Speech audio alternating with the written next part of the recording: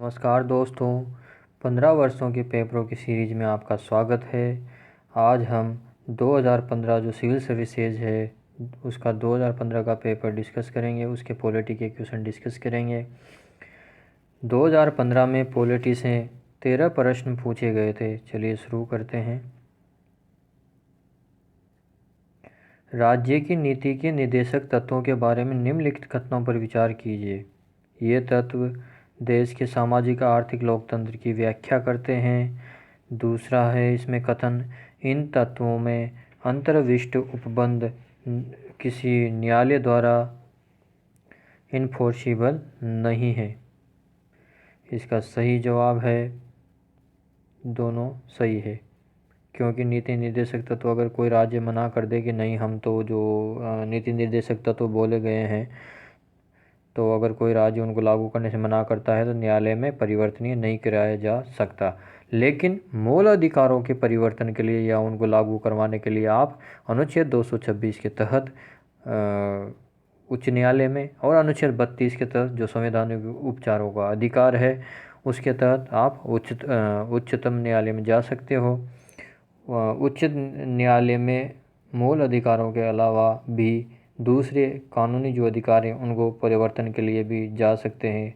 इसी वजह से जो मूल अधिकारों के मामले में जो शक्ति है वो उच्चतम न्यायालय से ज़्यादा है उच्च न्यायालय की, क्योंकि वो मूल अधिकारों से परे जो अधिकार है उसकी भी सुनवाई कर सकता है।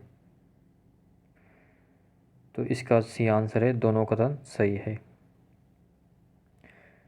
अगला प्रश्न है, निम्न कथनों पर विचार कीजिए। राज्यसभा में धन विधेयक को या तो अस्वीकार करने या संशोधन करने की कोई शक्ति निहित नहीं है।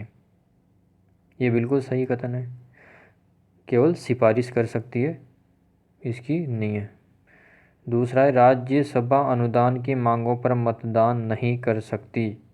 ये भी सही है, केवल चर्चा कर सकती है, मतदान नहीं कर सकती। राज्यसभा में वार्षिक वित्तीय विवरण पर चर्चा नहीं होती। गलत। बजट पर चर्चा दोनों सदनों में होती है, तो तीसरा गलत। इसमें तीसरा है, इसमें तीसरा है और दूसरा सही था, तो बी आंसर सही।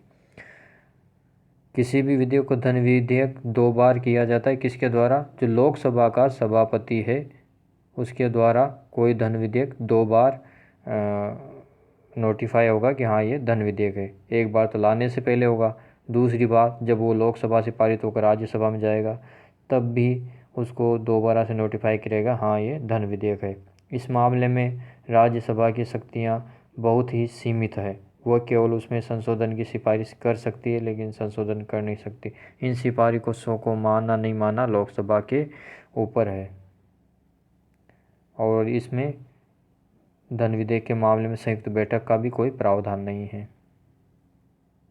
हालांकि लोकसभा अध्यक्ष हर किसी विधेयक को धन विधेयक नहीं घोषित कर सकता।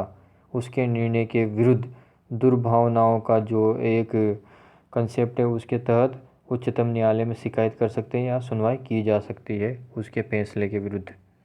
अगला प्रश्न है, भारत सरकार अधिनियम 1919 ने निम्नलिखित में से किसको स्पष्ट रूप से परिभाषित किया? पहला ऑप्शन है न्यायपालिका एवं विधायिका के बीच शक्तियों का पृथक्करण, या फिर केंद्रीय और प्रांतीय सरकारों की अधिकारिता, या भारत के सेक्रेटरी ऑफ स्टेट और वाइसराय की शक्तियाँ, या फिर उपरोक्त में से कोई नहीं। इस अधिनियम में केंद्रीय और प्रांतीय सरकारों की अधिकारिताओं को स्पष्ट रूप से परिभाषित किया गया था 1919 के अधिनियम में। अगला प्रश्न है, जब संसद के दोनों सदनों की संयुक्त बैठक में कोई विधेयक रेफर किया जाता है तो किसके द्वारा पारित किया जाता है? पहला ऑप्शन है उपस्थित तथा मत देने वाले सदस्यों का साधारण बहुमत से, या दूसरा है बी उपस्थित तथा मत देने वाले सदस्यों का 3/4 बहुमत से, या सी ऑप्शन है सदस्यों का 2/3 बहुमत, या डी ऑप्शन है सदनों का पूर्ण बहुमत। इसमें उपस्थित और मत देने वाले सदस्यों का साधारण बहुमत चाहिए और इस केस में जो लोकसभा है उसके सत्ताधारी पार्टी है उसके ज़्यादा सदस्य होते हैं, तो ज़्यादातर जो संयुक्त बैठक होती है उसमें विधेयक रेफर होता है। तो सत्ताधारी पार्टी है उसके सदस्य ज़्यादा होने की वजह से लोकसभा में विधेयक पारित होने की संभावना रहती है 99%। अगला प्रश्न है, निम्नलिखित कथनों पर विचार करना है। भारतीय संघ की कार्यपालिक शक्ति प्रधानमंत्री में निहित होती है। किस में निहित होती है? राष्ट्रपति में। पहला गलत हो गया। प्रधानमंत्री सिविल सेवा बोर्ड का पदेन अध्यक्ष होता है? नहीं, राष्ट्रपति सिविल सेवा बोर्ड का पदेन अध्यक्ष। दूसरा गलत, पहला गलत। डी ऑप्शन सही। भारत के संविधान में 5वीं अनुसूची और 6ठी अनुसूची किसके लिए है? यह है अनुसूचित जनजातियों के हितों के संरक्षण। ए ऑप्शन सही है। अगला, संघ की सरकार यानी कि यूनियन गवर्नमेंट के संदर्भ में जो कथन दे रखे हैं उन पर विचार करना है। पहला कथन है, राजस्व विभाग संसद में प्रस्तुत किए जाने वाले केंद्रीय बजट को तैयार करने के लिए उत्तरदायी है। या भारत की संसद के प्राधिकरण ऑथराइजेशन के बिना कोई भारत संसद से नहीं निकाला जा सकता। ये सही है। अगला है, लोक लेखा से किए जाने वाले सभी संवितरणों के लिए भी भारत की संसद के प्राधिकार की आवश्यकता होती है। पब्लिक अकाउंट्स के लिए इसकी आवश्यकता नहीं होती है। केवल सी आंसर सही है। अगला प्रश्न है, निम्न में से कौन भारत के संविधान का अभिरक्षक है? कौन होता है? उच्चतम न्यायालय।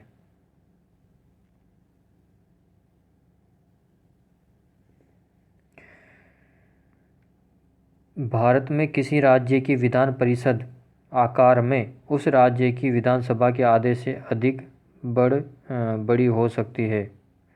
राज्य विधान परिषद की बात की गई है, आधे से अधिक बड़ी नहीं हो सकती, 2/3 हो सकती है केवल। पहला गलत हो गया। नेक्स्ट, दूसरा कथन, किसी राज्य का राज्यपाल उस राज्य की विधान परिषद के सभापति को नाम निर्देशित करता है? नहीं, अपने में से चुने जाते हैं। ये भी गलत हो गया, दोनों गलत। भारत की संप्रभुता, एकता और अखंडता, इन शब्दों को ध्यान में रखिए। प्रभुता, एकता, अखंडता, ये ज़्यादातर देखते से क्वेश्चन पूरे पढ़ते नहीं है स्टूडेंट, और जल्दबाजी में गलती करके उद्देशिका कह देते हैं कि ये उद्देशिका में जोड़े गए थे इतने संविधान संशोधन से, जबकि इनकी रक्षा करना अपना क्या है, सभी नागरिकों का मूल कर्तव्य है अक्षुण्ण बनाए रखना। तो इस पे ध्यान देना है, जल्दबाजी नहीं करनी है। अगला प्रश्न है, पंचायती राज व्यवस्था का मूल उद्देश्य क्या सुनिश्चित करना है? 85 का क्वेश्चन है। पहला जो इसका कथन है वो है विकास में जन भागीदारी, दूसरा है राजनीतिक जवाबदेही, तीसरा लोकतांत्रिक विकेंद्रीकरण, या चौथा वित्तीय संग्रहण या फाइनेंशियल मोबिलाइजेशन। इसका फाइनेंशियल मोबिलाइजेशन कभी नहीं था। पहला तो था हमारा लोकतांत्रिक विकेंद्रीकरण, जो स्थानीय स्वशासन लाया गया था उसका उद्देश्य, और एक था वो विकास में जनता की भागीदारी को सुनिश्चित करना था। वित्तीय संग्रहण करना इसका कभी रहा नहीं। भारत के संविधान में कल्याणकारी राज्य का आदर्श किसमें प्रतिष्ठित है? ऑब्वियसली ये राज्य के नीति निर्देशक तत्वों में है। 91, भारत में संसदीय प्रणाली की सरकार है क्योंकि सीधा सीधा ऑप्शन लिखा गया है। लक्ष्मीकांत में पढ़ना इसको, लक्ष्मीकांत बार बार पढ़िए, उससे क्वेश्चन बाहर नहीं जाते। बहुत अच्छी बुक है। मंत्रिपरिषद लोकसभा के प्रति उत्तरदायी होती है, ऐसी एज इट इज लाइन लिखी हुई है वो कि वो आपको याद रखनी है। बहुत बहुत धन्यवाद।